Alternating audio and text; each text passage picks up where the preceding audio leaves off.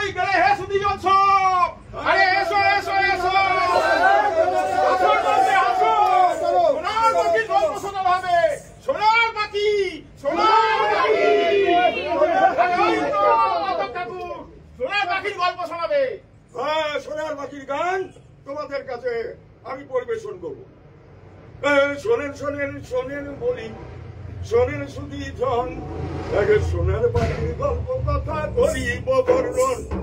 শোনেন শোনেন সুদীজন, শোনেন দিয়ে মন, সোনার পাখির গল্প কথা করিব বর্ণন। সোনার পাখি সোনার পাখি, সোনার পাখি সোনার পাখি গাই তো মধুর গান। সোনার পাখি গাই তো মধুর গান। একদিন সে গান তাহার থেমে গেল হায়, একদিন সে গান তাহার থেমে গেল হায়। বন্ধুরা, এই যে গান থেমে গেল সোনার পাখি, আমাদের একটু থামিয়ে দিতে হচ্ছে। তার কারণ এই দুপুরের মধ্যেই আপনারা নিশ্চয়ই একটা রহস্যের গন্ধ পাচ্ছেন। আমরা নাটকের মধ্যে দিয়ে সেই রহস্যের উন্মোচন করব। আর সেই নাটকটা হলো নাটকের জাদু। মনে হচ্ছে কখনো শোনি? তাহলে বসে পড়ো, বসে পড়ো, বসে পড়ো। এই নাটকের জাদু হচ্ছে, জাদু তো জানো, নানা রকম ভেলকি।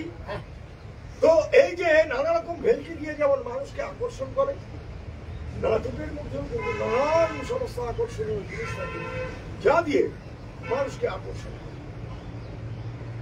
আর দুজনের মধ্যে তফাৎ হচ্ছে, জাদুতে মানুষ কেবল আনন্দ পায়, আনন্দ বিতরণ করা হয়, কিন্তু নাটকের জাদুর মধ্যে বিনোদনের সঙ্গে আছে চরিত্র গঠন, মানুষকে শিক্ষিত করা হয়।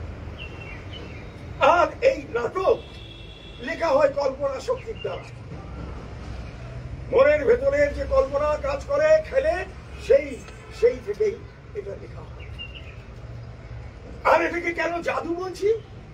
জাদু বলছি কারণ এই যে দর্পণের কথা বলছি, এই যে মানুষের কথা ফুটে ওঠে, সেটা কার মধ্যে ফুটে ওঠে? দর্পণের মধ্যে ফুটে ওঠে। সেটা কোন দর্পণ? না সমাজ দর্পণ। সেই সমাজ দর্পণটা কিভাবে এলো? না এই যে অভিনয় হয়, জাদুটা দেখো অভিনয় হয়।